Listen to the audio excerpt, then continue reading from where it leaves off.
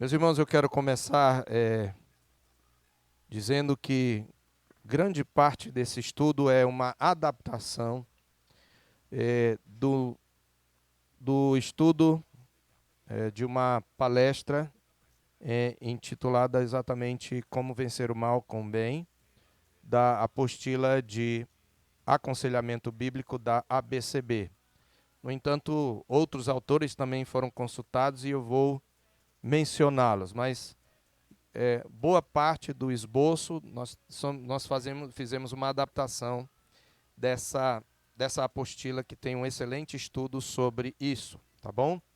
Então, meus irmãos, vamos começar, e eu já vou colocar todos os quadros inteiros, né? Mas eu queria que você prestasse atenção, muito mais no que está sendo dito, porque e aqui é uma dica para a gente começar. Esse slide ele vai estar, como o outro, já vai estar disponível no computador.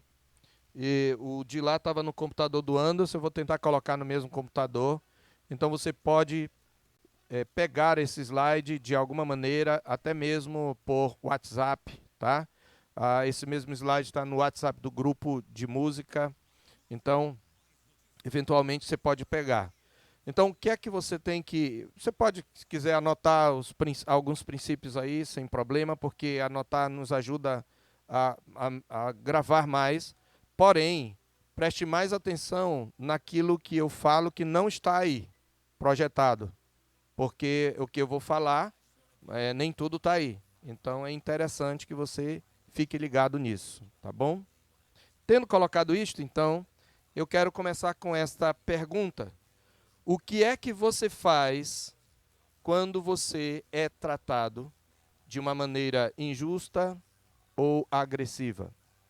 O que é que você faz quando você é tratado de maneira injusta ou agressiva? Isso é muito comum que aconteça, né? Que a gente seja tratado de maneira que a gente achou ofensivo, que a gente de alguma maneira se ofendeu, certo? Então, um ponto importante é enfrentar o mal não é uma escolha. Nós vivemos num mundo pecaminoso, num mundo corrupto. Enfrentar o mal é um fato inevitável da vida neste mundo. E o mal não é algum tipo de energia impessoal que anda por aí. O mal, de fato, é algo pessoal. Primeiro, porque nós temos um inimigo das nossas almas, que é Satanás, que ele é mau, ele anda em derredor como leão que ruge, procurando alguém para devorar, a palavra de Deus diz, ele é o nosso adversário, e ele é essencialmente mau. Nós temos, em segundo lugar, o mal que habita dentro de nós, que é o pecado, é a natureza pecaminosa, é a natureza inclinada a desobedecer a Deus. E nós temos o mundo que nos cerca. Então, o mal, na verdade, é o próprio pecado, no final das contas. É o mal moral, do qual vem todos os outros males. Então, enquanto nós vivemos um mundo caído, enfrentar o mal não é uma escolha, é um fato inevitável da vida. A injustiça, as ofensas e injúrias, elas são uma experiência comum nos relacionamentos, mesmo entre os crentes. Este é o ensino das Escrituras. No sentido geral dos males que nos cercam, o Senhor Jesus disse em João 16:33, no mundo estas coisas vos tenho dito para que tenhais paz em mim. No mundo passais por aflições, mas tende bom ânimo, eu venci o mundo. A palavra de Deus diz igualmente em 2 Timóteo, no capítulo 3, verso 12, que todos quantos querem viver piedosamente em Cristo Jesus serão perseguidos. E a palavra de Deus ainda diz em 1 de Pedro 3, de 10 a 12, citando, na verdade, o Salmo 34, de 12 a 16. Pois quem quer amar a vida e ver dias felizes, diz, refreie a língua do mal e evite que os seus lábios falem dolosamente. Aparte-se do mal e pratique o que é bom. Procure a paz e empenhe-se por alcançá-la. Então, aparte-se do mal. O mal está presente. Então, os textos aplicados, os textos citados, eles podem ser, sem dúvida, aplicados ao nosso relacionamento com os de fora. Mas o contexto pressupõe conflitos especialmente ocorridos dentro da comunidade. Se você observar, Pedro, quando fala esse último texto, ele começa o capítulo 3 dizendo que nós devemos ser de igual ânimo, fraternalmente amigos, né, amando ardentemente de coração uns aos outros. Então, por causa da corrupção que resta no nosso coração, mesmo no coração de verdadeiros crentes, e por causa da presença do joio no meio do trigo, o enfrentamento do mal também se dá entre irmãos. Então, por mais contraditório que pareça, nós continuamente ferimos uns aos outros, mais frequentemente do que nós esperamos, ou do que nós pretendíamos, pelo menos no nosso coração conscientemente. Então, entenda isso. Por mais contraditório que pareça, gente que é nova criatura em Cristo é gente que fere uns aos outros mais frequentemente do que nós esperamos ou do que nós gostaríamos. E mais do que isso, irmãos, embora não devesse ser assim, muitas das feridas emocionais mais profundas podem ter sido vivenciadas dentro da igreja. O número de desigrejados testemunha disso. E eu não estou justificando os desigrejados, mas não podemos pensar que a culpa deles estarem fora da igreja é só deles. Ela também tem um componente que tem a ver com as feridas vivenciadas dentro da igreja. A questão, então, é que, enquanto nesse mundo, esse é o primeiro princípio geral que eu quero que você tenha em mente. Enquanto nesse mundo, quer você goste, quer não, você terá de lidar com a presença do mal e enfrentá-lo. Você não tem escolha. Não, aqui nesse lugar, aqui nesse princípio, o livre-arbítrio cai por terra. A ideia de livre-arbítrio. Porque ninguém nesse mundo, por mais que queira, pode evitar o desafio de enfrentar o mal. Nenhum. Todos os dias nós estamos face a face com o mal. Para começar, porque ao nosso redor, de novo, temos um mundo caído. Porque temos nas regiões celestiais o príncipe da potestade do ar. Mas nós não podemos nos livrar de ter que enfrentar o mal, principalmente porque o mal reside dentro de nós, no nosso coração, na nossa natureza pecaminosa. Então, o nosso texto, esse texto, ele enfatiza essa verdade. Só que tem um segundo princípio, e esse princípio está no verso 21, que é o que resume tudo o que Paulo falou. E eu quero que você leia junto comigo. Por favor. Romanos 12, 21. Estamos já no capítulo 12. Leia comigo. Não te deixes vencer do mal, mas vence o mal com o bem. De novo. Não te deixes vencer do mal, mas vence o mal com o bem. Isso nos traz ao nosso segundo princípio geral. Não apenas nós não podemos evitar ter que enfrentar o mal, mas nós que somos nova criatura, temos o dever. Esse é o segundo princípio geral. Como filho de Deus, é isso mesmo, está lá no segundo princípio geral. Preste atenção, crente. Você é crente, né? Como filho de Deus e servo de Cristo, você tem o dever de vencer o mal. Isso não é uma opção, irmãos. A palavra de Deus está dando uma ordem. É um imperativo, está na forma imperativa. Não te deixes vencer do mal, mas vence o mal com o bem. Se você é crente, não há opções aqui. E aí eu preciso abrir um parênteses. Nós vivemos numa era que, por causa da vitimização que domina a nossa sociedade, muitos crentes, para agradar o ouvinte e atraí-lo, pregam o que alguns autores chamam de hipergraça. Ou seja, não importa o que você faça, Deus te aceita como você é. Então, tudo bem se você vive uma vida de pecado. Não, não está tudo bem. Porque a graça que nos livra da culpa do pecado também nos livra do poder do pecado. E essa graça também nos disciplina quando nós andamos no pecado. E se nós somos nova criatura, nós temos que combater o mal. Então, a graça de Deus não anula, anote isso aí. A graça de Deus não anula os imperativos da vida cristã. E um dos imperativos da vida cristã é, presta atenção, crente, eu vou repetir, é dever seu vencer o mal. Então, na missão de glorificar a Cristo e implantar o seu reino, não há substituto para a vitória sobre o mal, crente. Não existe substituto para a vitória sobre o mal. Nós não somos autorizados a aceitar passivamente uma situação difícil, nem somos tampouco autorizados a fazer uma pequena trégua com o mal. Não há armistício. Sabe que armistício é aquela paz quando tem um clima de guerra, se faz um acordo de paz temporária. Preste atenção aqui, evite conversar, tá?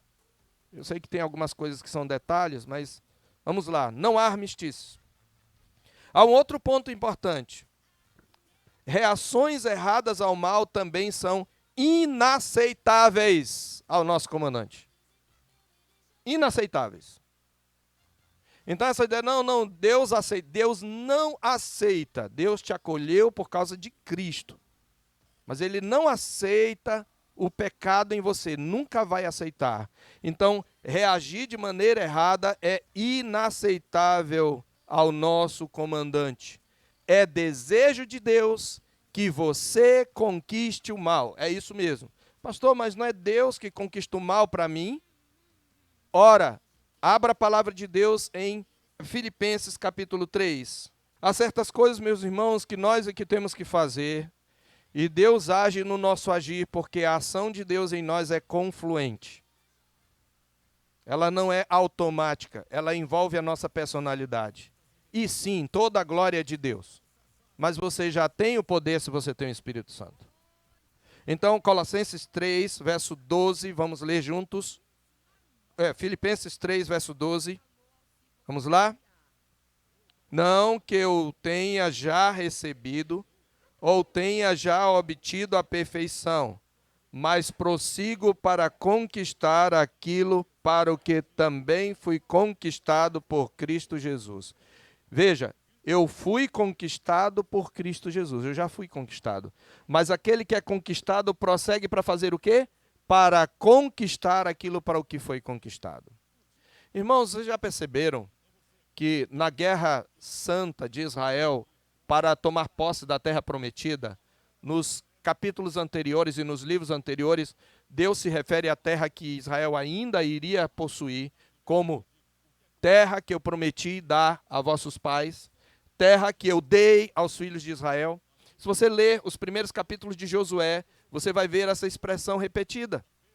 E em Deuteronômio também, quando tu entrares na terra, Deus não está dizendo se tu entrares, Ele está garantindo que eu vou entrar. Só que quando o povo entrou na terra, ele precisava conquistar aquilo que Deus já tinha dado. Essa é exatamente aquela ideia do já e ainda não.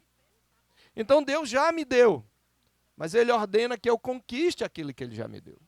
Então, não estou falando nada antibíblico, e Paulo ele continua no verso 3 dizendo, irmãos, quanto a mim não julgo havê-lo alcançado, mas uma coisa faço, esquecendo-me das coisas que para trás ficam e avançando para os que diante de mim estão, prossigo para o alvo, para o prêmio da soberana vocação de Deus em Cristo Jesus.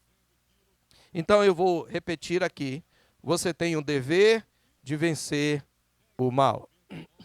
E essa verdade aqui não se refere a uma vitória definitiva, isso é só no novo céu e nova terra. Ele está falando no dia a dia. Cada dia você acorda com um desafio, vencer o mal. Então, Deus não somente nos ordena a conquistar o mal, mas também nos mostra como podemos lidar com as ofensas, com as injúrias e com as injustiças que sofremos.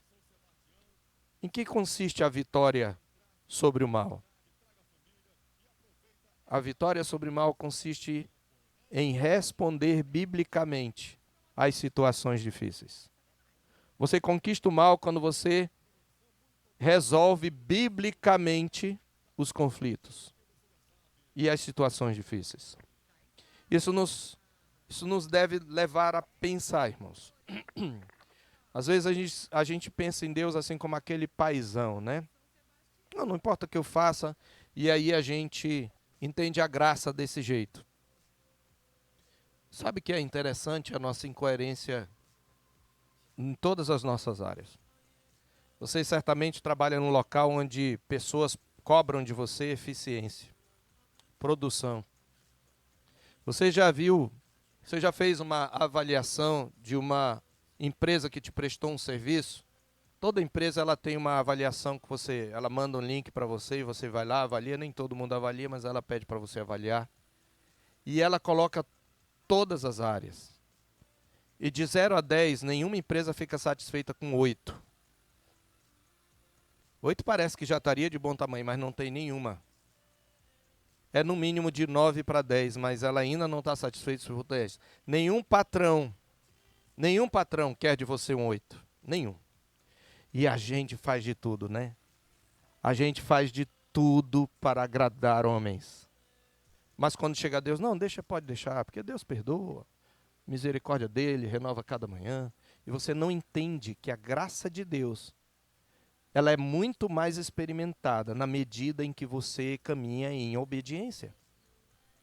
Então nós deveríamos lembrar isso, nós somos soldados e Cristo é o nosso general.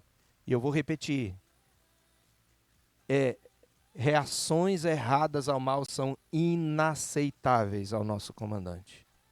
E se nós queremos agradar, é muito fácil, né? O nosso general é Cristo. Me ajuda aí, pessoal da UPA.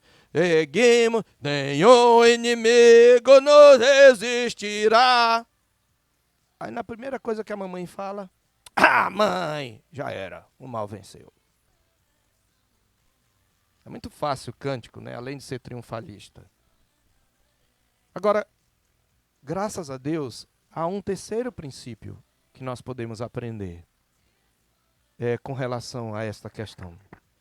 É que Deus não somente nos ordena a que nós vençamos o mal, mas Deus nos dá nas Escrituras esperança. Lembra? A terra que eu dou, a terra que eu prometi. Deus nos dá a esperança, a força e as armas de que precisamos para cumprir nossa missão. Vou repetir, Deus, Ele não nos dá uma ordem sem nos dar as condições. E nas Escrituras nós temos o manual da guerra. Ele nos dá primeiro esperança, Ele nos mostra que é possível vencer o mal. Ele não diz que é fácil, Ele não diz que é confortável, Ele não diz que não é doloroso. Ora, qual é o soldado que vai para a guerra e não espera sentir dor? Mas Ele diz, é possível. Então Ele nos dá esperança. Nas Escrituras nós temos força, nas Escrituras nós temos armas de que precisamos para cumprir a missão. Então, tendo colocado isto, introdutoriamente, vamos a responder a resposta à pergunta, como vencer o mal com o bem? Como é que nós podemos vencer o mal com o bem? Primeira coisa, ou elemento que nós precisamos é ter a perspectiva correta do mal. E qual é a perspectiva correta? A perspectiva correta quando você lida com o mal, veja, é qual a minha responsabilidade nisso? Qual a minha responsabilidade nessa briga? Qual a minha responsabilidade nessa discussão? Qual a minha responsabilidade nessa inimizade, nesse conflito?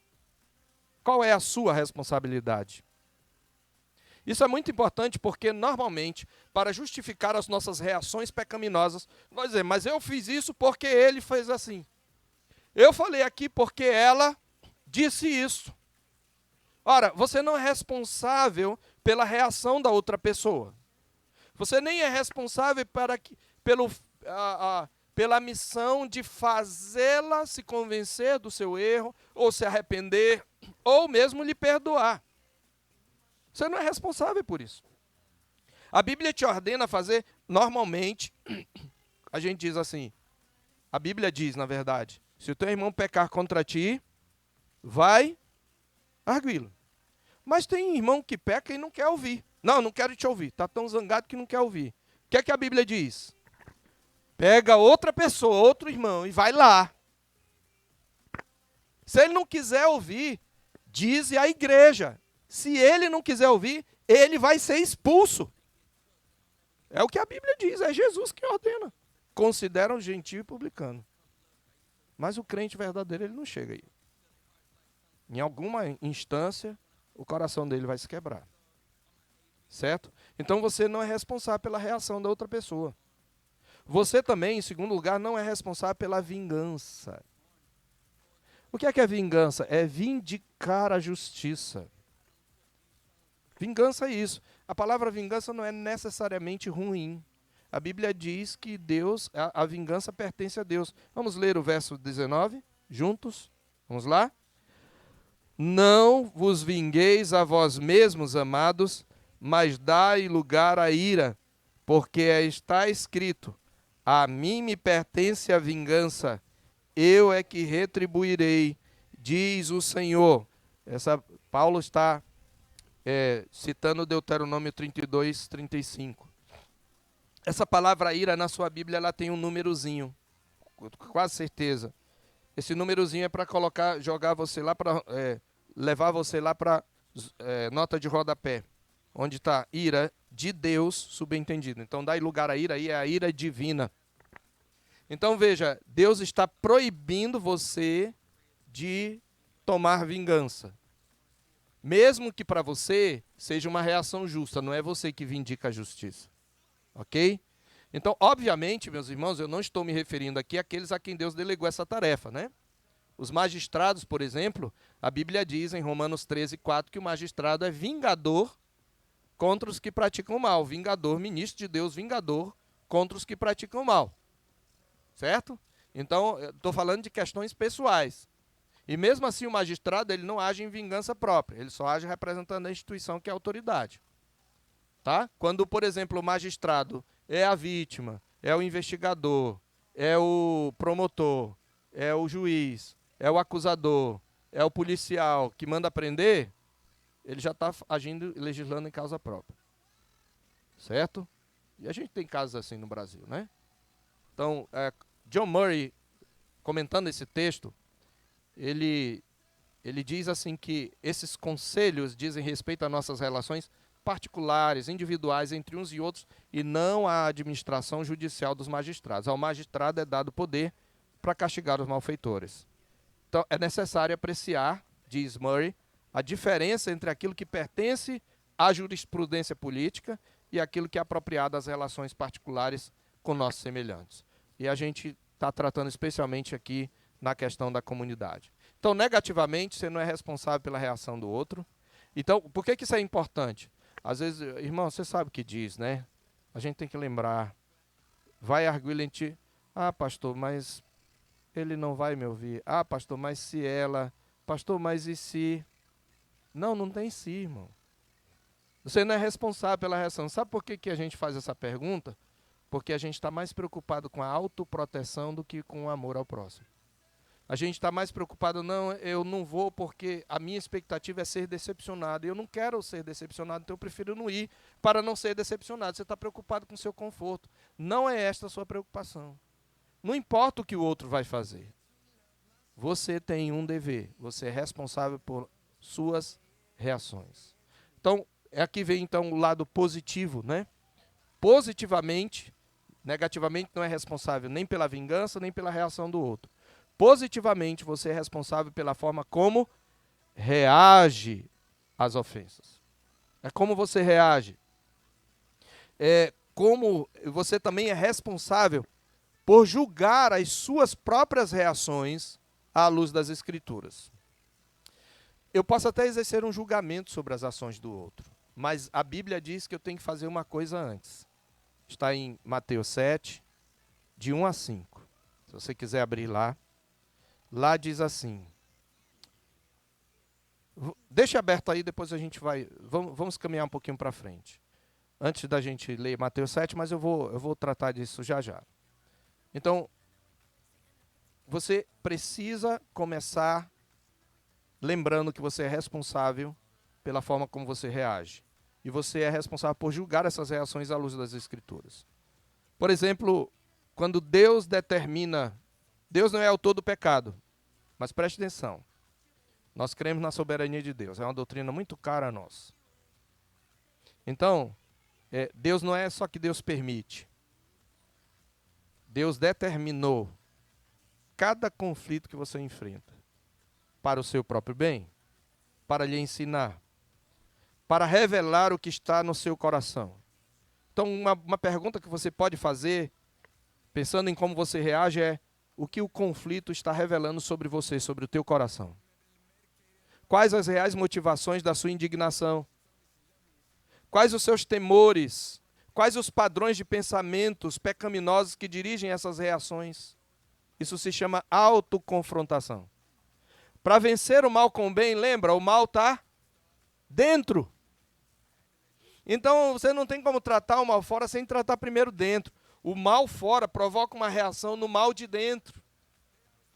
Então, o primeiro lugar, e aí não está anotado aí, anote isso. O primeiro lugar onde somos ordenados a enfrentar o mal é o nosso próprio coração. O primeiro lugar, o primeiro campo de batalha, o primeiro inimigo é o nosso próprio coração. O primeiro lugar onde eu vou enfrentar o mal é o meu coração. Isso é autoconfrontação. Geralmente, meus irmãos, existem padrões de pensamentos. Preste atenção como você sempre reage. Cada reação a um conflito, cada pessoa se comporta de um jeito e esse jeito que se repete é um padrão de pensamento. Tem gente, por exemplo, que se zanga logo. Se zanga logo e dá um chega para lá, porque afinal de contas, que é uma forma de se proteger. E às vezes o padrão de pensamento, não, eu digo logo o que eu tenho que dizer, eu sou positivo. Ele quer dizer grosso, né? Mas a gente fala positivo para não dizer que é grosso. Certo? Já tem outros que não, que são mais, não, eu não quero. Aí se amua, se recolhe, não venceu o mal. Está lá dentro. Porque você não tratou biblicamente. Então tem gente que se amua. Isso é, não, para que eu ir lá? Não, não adianta. Ele é assim mesmo, ela é assim mesma. Para que, né, me estressar mais? Não, deixa para lá. Veja, esses padrões de pensamento, eles se repetem. Você vai perceber um padrão de pensamento que você tem, porque eles se expressam em palavras ou frases-chave, expressões que você sempre repete ou que lhe vêm naturalmente. Normalmente é isso. Cada um tem seus padrões de pensamento, suas frases e seus provérbios de vida, que muitas vezes não são de sabedoria. Meus irmãos, nós precisamos entender, antes de Mateus, que conforme a Escritura diz em Tiago, capítulo 4, de 1 a 3, todo conflito interpessoal, meus irmãos, ele tem uma origem em 3 fatores. Abra lá em Tiago 4, 1 a 3. Eu tinha me adiantado com Mateus, mas vamos abrir Tiago 4. Vamos ler juntos? Tiago 4, de 1 a 3.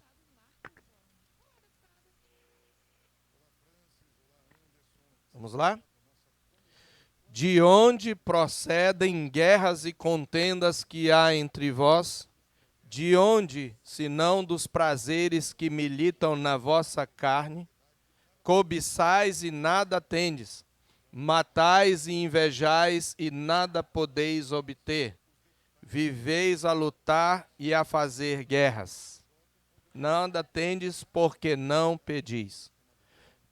Diz e não recebeis, porque pedis mal, para esbanjardes em vossos prazeres. Até aí tá bom. Veja, de onde procedem crentes? Pense agora num conflito que você possa estar vivenciando hoje, agora, hoje ou nesses dias, que você tenha trazido até de de Boa Vista, da cidade, que você tenha, que seja contínuo na sua família. Pense agora, eu quero que você pense, que você pare, se concentre. Nós estamos aqui aprendendo, temos que aplicar a palavra de Deus. Pense num conflito que você vivencia, ou dentro da igreja, pode, talvez até aqui no retiro mesmo, ou em casa, ou lá no seu trabalho. Pense. Presta atenção, crente. O teu comandante diz onde? Diz assim, de onde procedem? É alguma coisa que você não está conseguindo administrar. De onde procedem guerras e guerrilhas? É assim que está no original. Sabe, a guerrilha é aquela coisa do terror, das pequenas lutas, das pequenas discussões, dos olhares altivos, do semblante carrancudo, da falta de uma saudação de um bom dia, do virar a cara. De onde procede isso segundo a Escritura? De onde? Dos prazeres que militam na nossa carne. Pastor, mas foi o outro que provocou. Irmãos, tem um ditado que ele é de sabedoria. Quando um não quer, dois não brigam. Dois não brigam. É muito simples. É uma sabedoria isso aí. Nem todo ditado é assim, mas esse ditado é. Quando, dependendo de como você está por dentro, você reage de um jeito. Se você estiver bem naquele dia, você releva.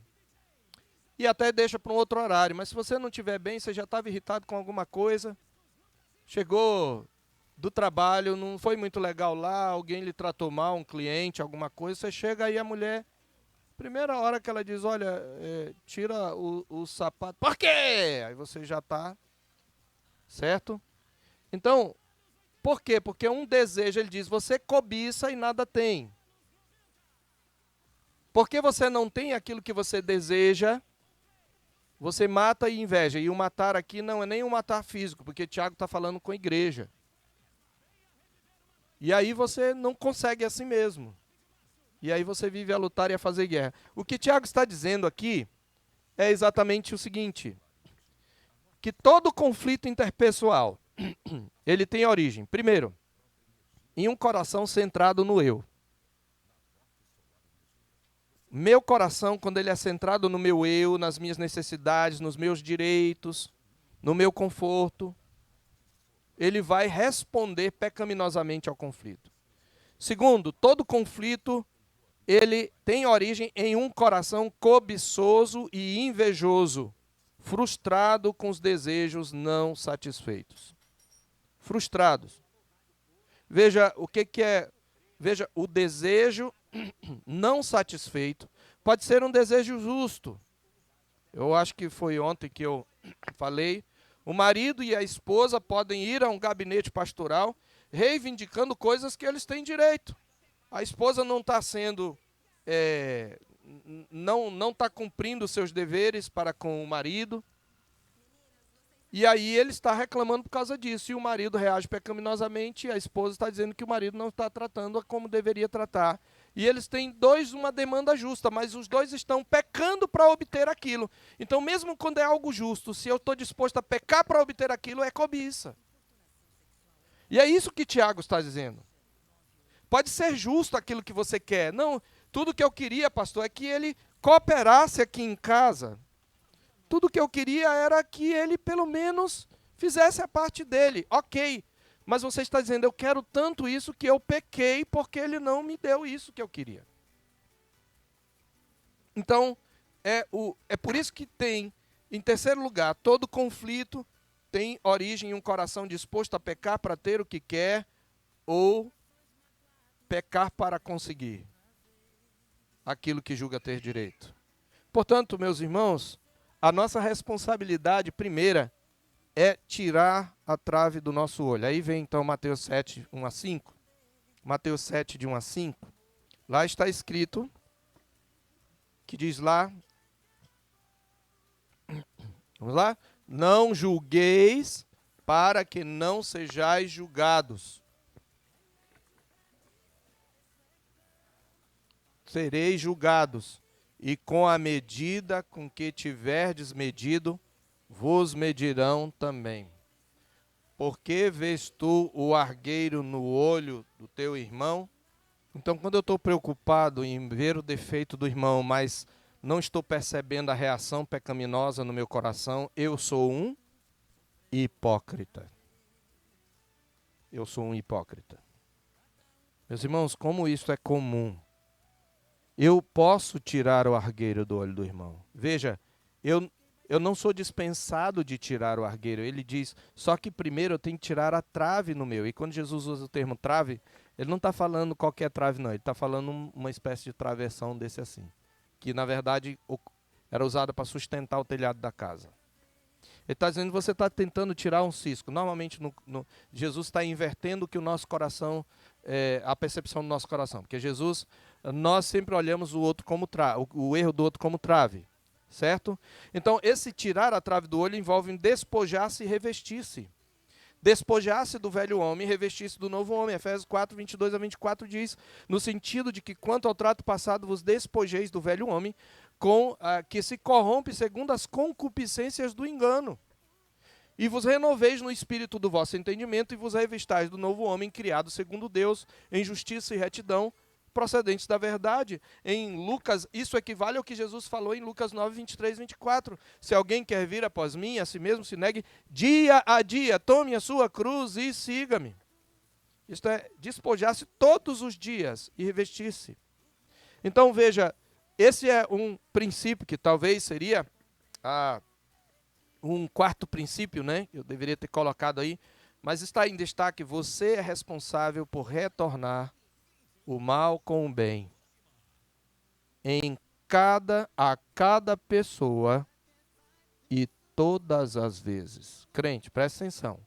O teu comandante, o meu comandante, o nosso comandante. Eu estou usando você, mas eu estou batendo em mim, tá? Eu estou usando você para ser mais incisivo. Porque Papai do Céu me bateu bastante aqui na semana. Estourou muita coisa na semana que eu estava preparando isso aqui. Papai do Céu já me bateu bastante.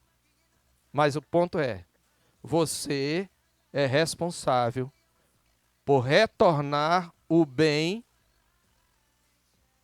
em reação ao mal sofrido.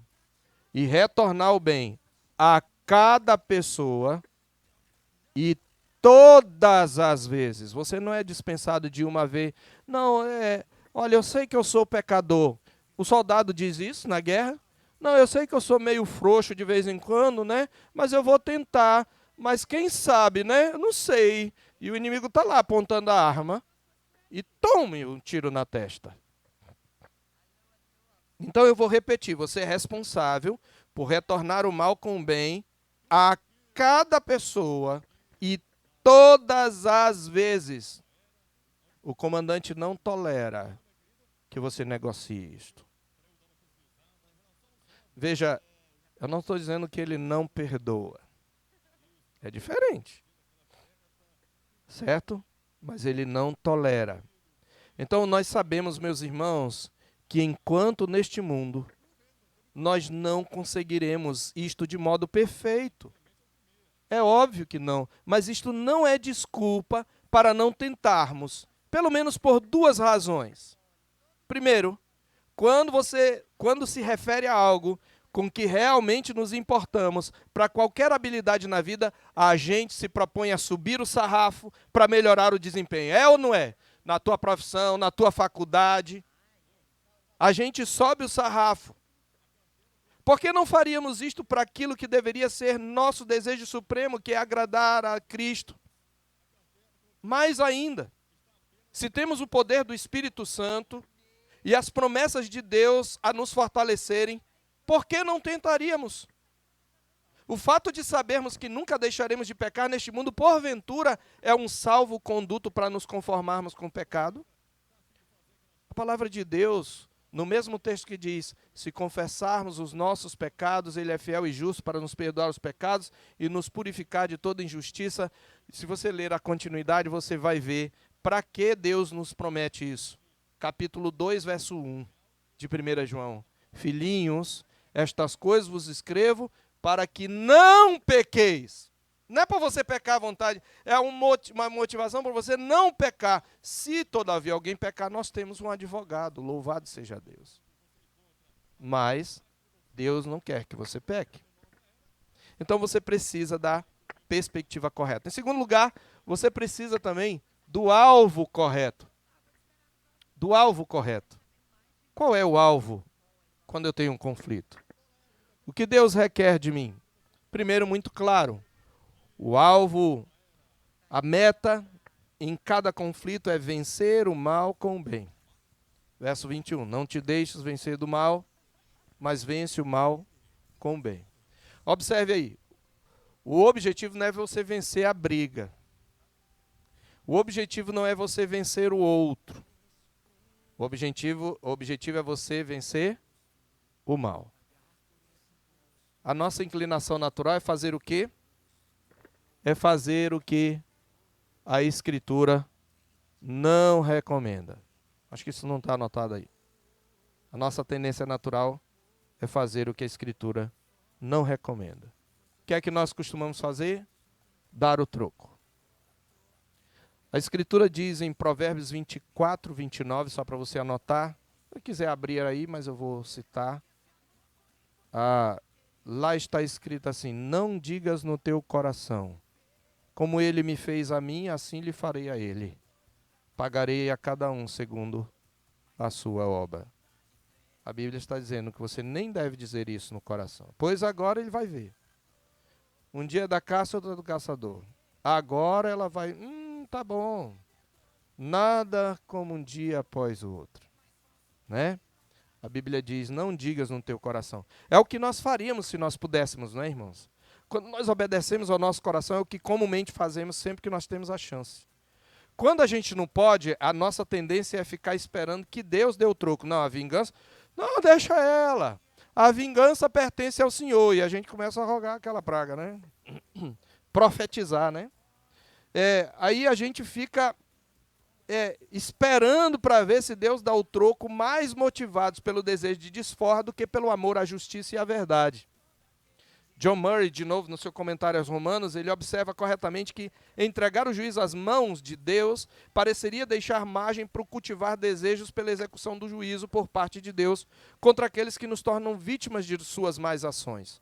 Isto seria incoerente com o verso 14, que diz o verso 14, que nós devemos orar, abençoai e não amaldiçoeis.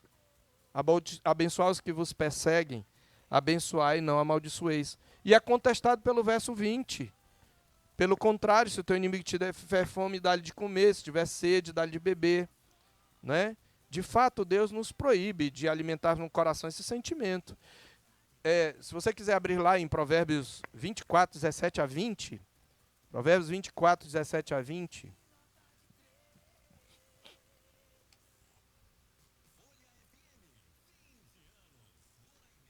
Olha o que diz. Diz assim, quando o seu inimigo cair, vou ler na Nova Almeida, não se alegre, nem se regozije o seu coração quando ele tropeçar. Toma. Agora viu, né? Tama, achei, foi bom. A Bíblia diz, não faça isso no seu coração. E olha o que ele diz em seguida, para que o Senhor não veja isso e se desagrade e desvie do inimigo a sua ira. Muita gente que você está esperando Deus castigar, Deus não castigou só porque você está querendo. Então ele diz, não se irrite por causa dos malfeitores, nem tenha inveja dos ímpios, porque os maus não terão futuro e a lâmpada dos ímpios se apagará. Então, aplicando do menor ao maior, irmãos, se esses mandamentos são aplicáveis aos nossos conflitos com os ímpios, quanto mais não se aplicam àquele que é nosso irmão, porque ele nem é nosso inimigo, mas a gente trata assim às vezes, certo? Então, qual é o alvo? Primeiro, vencer o mal com o bem. Segundo, agir de um modo semelhante a Cristo. Lembremos que o alvo de Deus é o bem dos seus servos. E que esse bem consiste em nos conformar à imagem de Cristo. Nós conhecemos Romanos 8, 28 e 29. Deveríamos memorizar.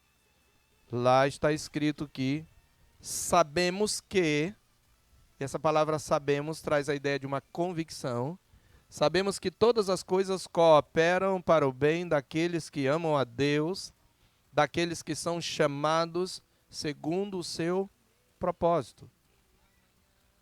Então presta atenção. Lembra aquele conflito que eu pedi para você pensar? Aquilo lá coopera para o teu bem. Foi para o teu bem. O salmista diz: eis que foi para a minha paz que eu tive grande amargura. Mas qual é o bem? Verso 29. Porquanto aos que de antemão conheceu, também os predestinou para serem conformes à imagem do seu Filho, para que ele seja o primogênito entre muitos irmãos. O sumo bem é Deus tornar você parecido com Cristo.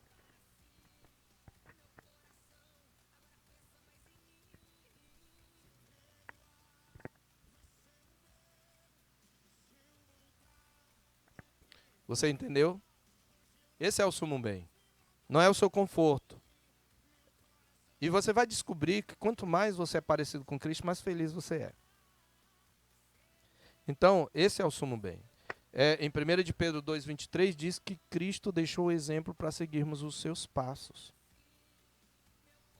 Eu quero que nós leiamos Gênesis 50, verso 20.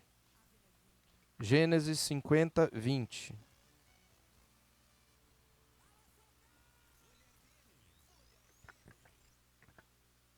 Olha o que José fala para os seus irmãos.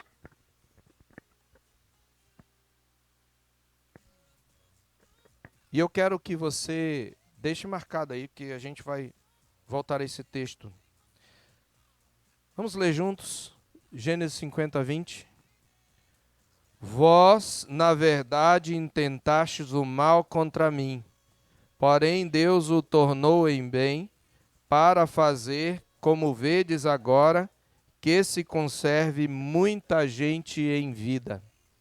E é interessante aqui, você já reparou para refletir, primeiro, uma correção sempre necessária. No texto original não é tornar o verbo aí. O verbo é intentar, é o mesmo da primeira frase. Vocês intentaram mal contra mim, mas Deus, pelos mesmos eventos, intentou o bem. O que é que levou José? Qual foi o instrumento que Deus usou para levar José a uma posição onde ele pudesse garantir a sobrevivência da semente santa? A briga com os irmãos. Deus não é autor do pecado, mas Deus usou aquilo para o bem. Você já parou para refletir que o bem referido por José se aplicava tanto a ele quanto aos seus irmãos, que lhe tinham feito mal? Porque ele diz, Deus me trouxe aqui para fazer com que se preserve muita vida, inclusive a dos seus irmãos. Se você olhar no verso 21, ele vai dizer, não tenham medo, eu vou sustentar vocês. Foi para isso que eu vim aqui. Foi para isso. Veja, os seus irmãos tinham feito tanto mal, mas ele está entendendo que Deus estava no controle de tudo o tempo todo e que Deus visava ao seu bem a preservação da santa semente. Então veja, aqui trata-se de males cometidos dentro da comunidade da aliança. É a igreja da época. A igreja da época é a família de Jacó. Então esses males na igreja, veja, mostram que o bem é a preservação da santa semente. Então, falando nesse contexto da igreja, ainda que não seja autor do pecado, ao determinar a existência do conflito, Deus tem em mente o meu bem e o bem daquele irmão que me ofendeu. Então, é meu propósito, deve ser meu propósito, minha missão, de alguma maneira, trazer edificação a ele.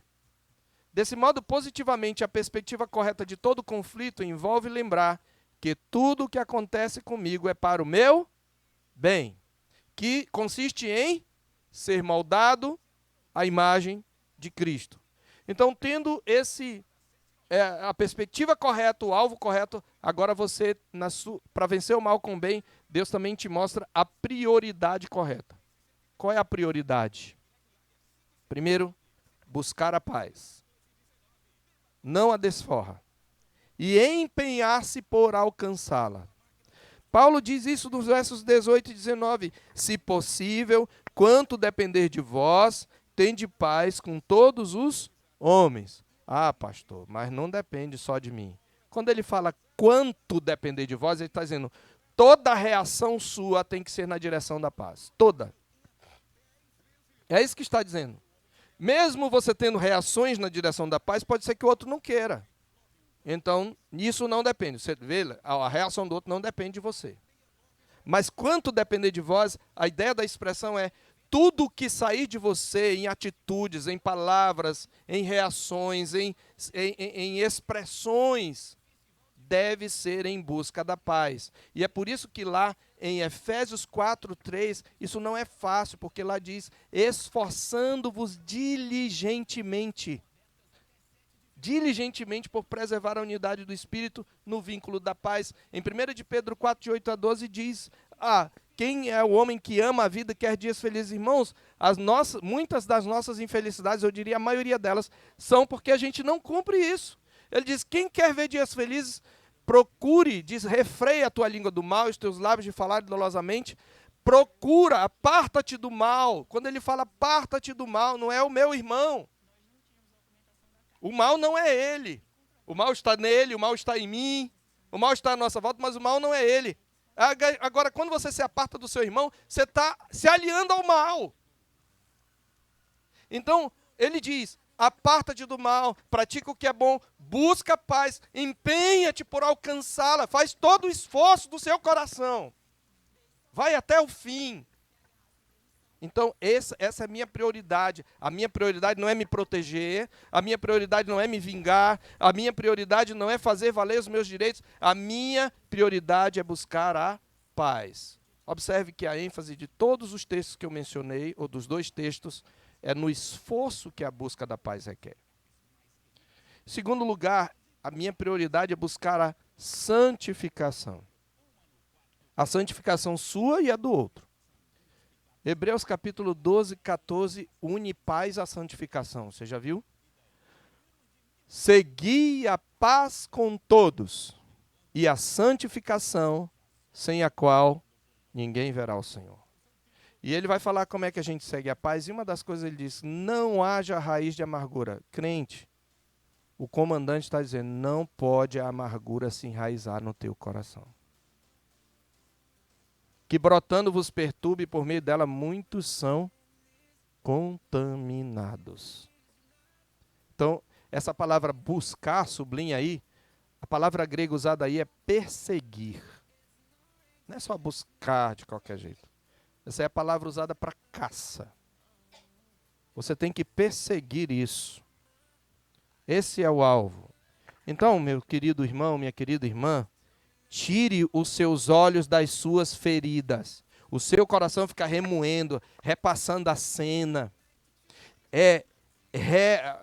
racionalizando a sua mágoa, repetindo as suas razões para manter essa mágoa no seu coração. Então, tire os seus olhos das suas feridas. Não remoa as mágoas. Não deixe, quando o coração vem, texto bíblico nele. Busque a paz, empenhe-se por alcançá-la. Silencie a sua alma. Salmo 131. Senhor, não é soberbo o meu coração, nem altivo o meu olhar. Não ando à procura de grandes coisas, nem de coisas maravilhosas demais para mim. Pelo contrário, fiz calar e sossegar a minha alma. Eu mandei a minha alma calar a boca. Como a criança desmamada se aquieta nos braços de sua mãe, como essa criança tal é minha alma para comigo. É o que o salmista diz. No Salmo 62 diz, somente em Deus, ó minha alma, espera silenciosa, dele vem a minha salvação. Ele fala isso 2 vezes. Então, pare de lamber as feridas, tire os olhos das feridas, não remoa, silencie a sua alma. E aí, em quarto e último lugar, a palavra de Deus nos mostra qual é a fala correta. Não só a perspectiva correta, os alvos corretos, a prioridade correta, mas a fala correta. E aqui nós vamos aprender como vencer o mal com o bem. Opa, desculpe. Acho que eu voltei, né? De novo. É que ele repetiu. Verso 14 diz assim, abençoai os que vos perseguem. Veja, abençoar é um ato da fala, né? É a fala que diz aqui. Abençoai. Então você não deve amaldiçoar, já sabe disso, né? A Bíblia diz, você observe que no verso 16 diz, tende o mesmo sentimento uns para com os outros, em lugar de seres orgulhosos, condescendei com o que é humilde, não sejais sábios aos vossos próprios olhos. Então, a primeira coisa que você tem que fazer para vencer o mal numa discussão, num conflito, é planejar antecipadamente o que vai falar, como vai falar e quando vai falar, para calar o mal com o bem. Então, vou repetir. Planeje antecipadamente o que você vai falar, como você vai falar e quando você vai falar, para calar o mal com o bem. Esse planejamento envolve consultar a Escritura. Sem um plano, meus irmãos, a gente responde natural e emocionalmente à ofensa. Quando a ira vem, a gente já responde à ira, a gente acaba falando emocionalmente. Lembre-se, nossa resposta natural e instintiva é revidar. Nosso coração é rápido em planejar isso. A carne sempre tem armas prontas no seu arsenal. Lembra das palavras e expressões chaves? Aquelas que vêm a você sempre que você está irritado? Lupriolo, ele comenta o seguinte, acho que não tem aí, né? Mas ele... eu acho que eu não coloquei aí. Mas o Lupriolo, ele diz o seguinte, no livro dele sobre resolução de conflitos. Devemos prever de antemão como reagir ao conflito para que, em meio ao calor da batalha, nossa resposta não seja na mesma moeda, mas respondamos ao mal ou provocações com o bem. Os soldados são preparados para o combate com exercícios que os treinam para que, no calor da batalha, reajam de forma automática. Então, como é que eles reagem de forma automática depois que eles foram treinados? Eles são provocados, certo?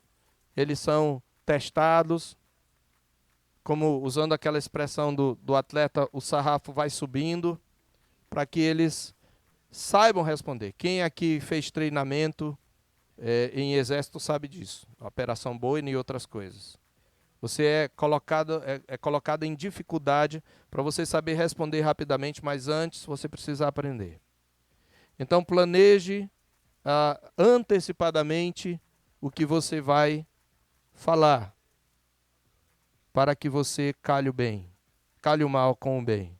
Segundo, focalize nas necessidades dos seus críticos, ofensores e detratores. Você lembra ali, voltamos a Gênesis 50. Olha o que ele diz. Ele diz, acaso estou eu, desde o verso 19 agora, Gênesis 50, 19 a 21. Acaso estou eu em lugar de Deus? Vós, na verdade, intentastes o mal contra mim. Deus, porém, intentou o bem, para fazer como vocês veem, que se preservem muita vida. Aí no verso 21 ele diz, não temam, eu vou sustentar vocês. Veja que José se concentrou nas necessidades dos seus ofensores. Duas observações adicionais são importantes aqui. Necessidades não são desejos. Porque tem gente que se submete naquela subserviência para não ter conflito. E aí a pessoa às vezes é toda temperamental. E geralmente as pessoas mais temperamentais, as pessoas têm medo, né? De chegar lá e enfrentar. Porque a pessoa usa a explosão, a grosseria para se defender. Não. Você não pode deixar para lá, porque tratar isso, o desejo como necessidade, é um tipo de bajulação. Você tem que edificar o outro. Certo? Então, necessidades não são desejos. Terceiro, letra C, use sua boca para edificar e não para destruir. Você não deve usar para destruir. A Bíblia diz, não saia da vossa boca nenhuma palavra torpe. Mas olha, irmãos, palavra torpe não é só palavrão não, tá? Palavrão já é o fundo do poço, né? Mas veja, qual é o contrário de palavra torpe? Abra lá, Efésios 4, 29. Não saia da vossa boca nenhuma palavra torpe. E sim, a que for Hã? Não saia da vossa boca nenhuma palavra torpe, e sim a que for boa para edificação. Se a tua palavra não trouxe edificação, ela é torpe. Porque o contrário, é pelo contrário, tem um contraste aí. Boa para edificação, segundo a necessidade. Ele precisa que você fale desse jeito. Às vezes até é uma verdade, mas é preciso que você fale assim, desse modo, grosseiro. Você não tem palavras melhores? E assim transmita graça, não desgraça. Então, preste atenção, crente.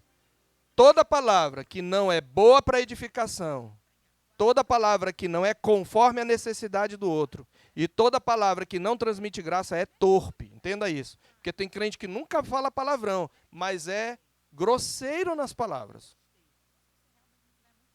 Você está se encaixando aqui. Ok? E aí vem outros conselhos aí rápidos. Não revide. Não revide. Não confie na sua própria sabedoria. Seja bíblico no falar. Use linguagem piedosa. Em Provérbios, capítulo 3, versos 4 e 7, diz que nós não devemos confiar na nossa própria sabedoria.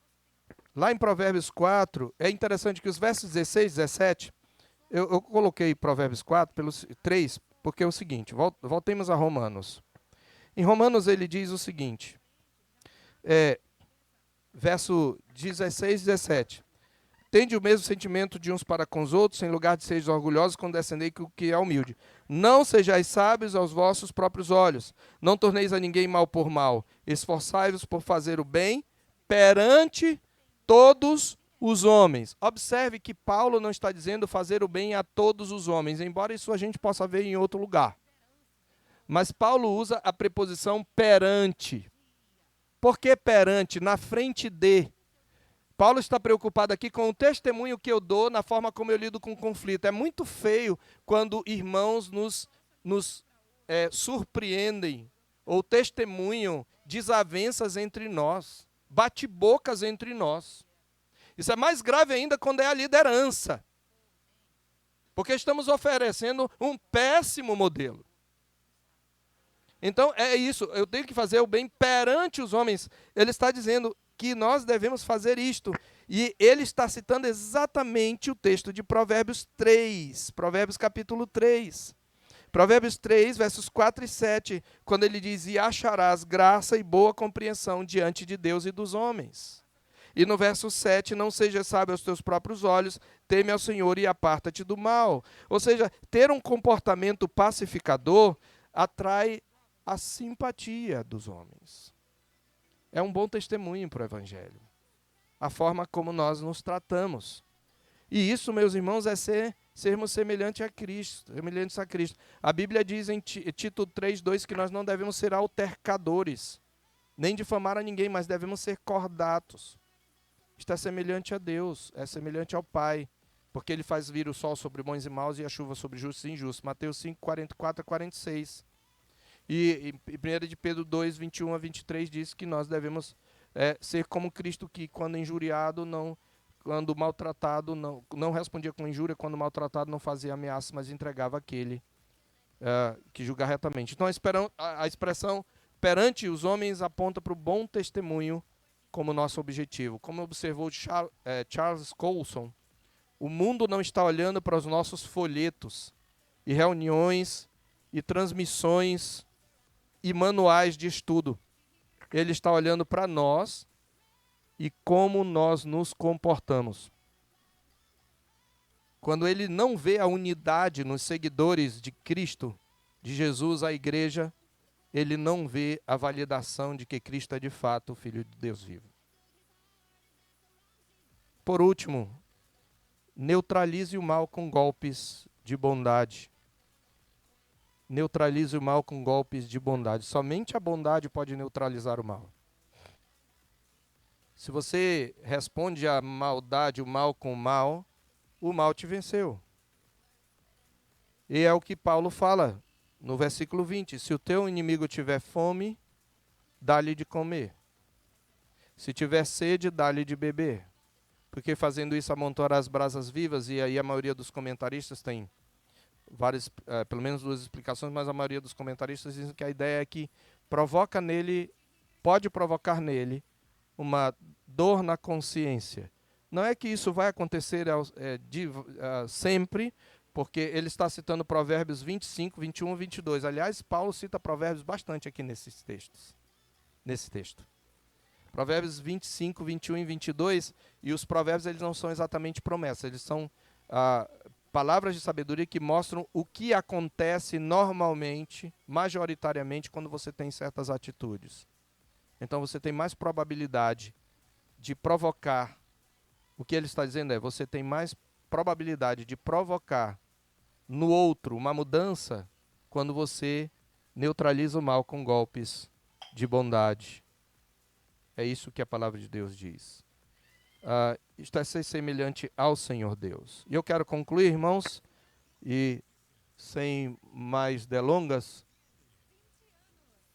Acho que terminou. Tá, é isso mesmo. Como disse John Murray, de novo, não devemos nos deixar vencer pelo mal amontoado sobre nós. Pelo contrário, mediante a prática do bem, cumpre-nos ser instrumentos que apagam a animosidade e a má vontade daqueles que nos perseguem e maltratam. Quão relevante é isso à nobre e santa vocação do crente? A vingança fomenta a contenda e desperta as chamas do ressentimento.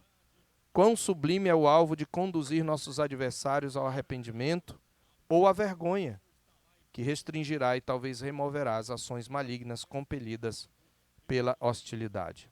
Meus irmãos, é fácil seguir esse caminho? Não, não é fácil. Nenhum cristão, por mais maduro que seja, diria isso. Pelo contrário, os melhores servos de Deus na história reconhecem a luta que envolve fazer o bem. Paulo confessou em Romanos 7, 22 a 24, porque, segundo o homem interior, tenho prazer na lei de Deus, mas vejo nos meus membros outra lei, que, guerreando contra a lei da minha mente, me faz prisioneiro do pecado e da morte, ou do pecado que está nos meus membros. Miserável homem que sou, quem me livrará do corpo desta morte? Não é fácil esse caminho, mas preste atenção. Esse é o caminho da vida abundante. Lembra aqueles que estiveram na quarta-feira? Esse é o caminho da vida abundante. Esse é o caminho que começou com a atuação da graça de Deus em Cristo e que nos acompanhará até o fim. Paulo responde a esse brado no versículo 25 de Romanos 5. Graças a Deus por Jesus Cristo nosso Senhor. Nós contamos, meus irmãos, com o amor disciplinador do nosso Pai, que usa os conflitos para nos moldar à imagem do Filho. Nós contamos com a presença contínua do Filho que prometeu nunca nos abandonar e estamos unidos a Ele para sempre. Nós contamos com o poder do Divino Consolador que nos dá poder para mortificar os feitos do corpo e produz em nós o seu fruto. Não temos desculpas. Não podemos dizer, eu não consigo perdoar, eu não consigo falar com ela do mesmo jeito, eu não consigo tratá-lo do mesmo jeito. Isso é mentira diabólica. Você está dizendo, eu não quero. Quando algo realmente nos importa, meus irmãos, a dificuldade nunca é um empecilho para agirmos. Não deixamos de agir porque o alvo é difícil em nada na vida. Nada. Deixamos de agir porque escolhemos algo que, no fundo, nosso coração julga ser melhor. O nosso conforto. Eu termino com essa citação de Jonathan Edwards no livro A Liberdade da Vontade. Na verdade, ela é uma paráfrase feita por outro autor.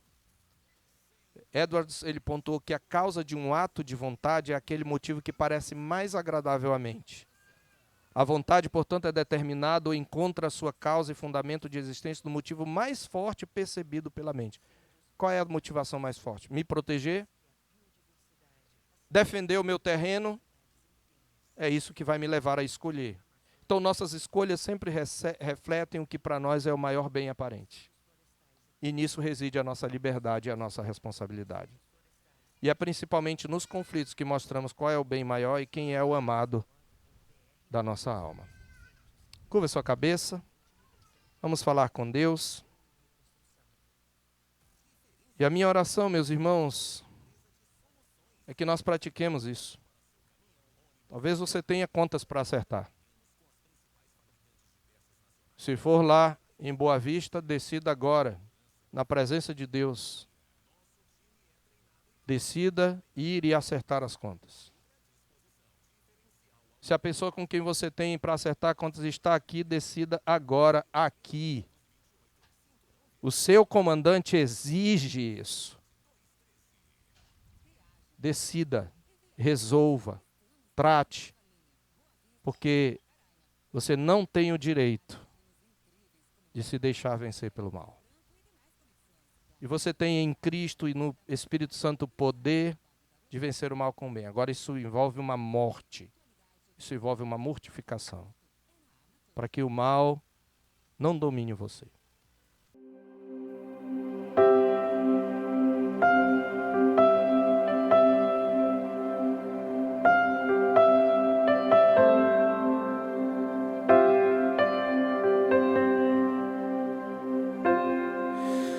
Tu és bem-vindo aqui.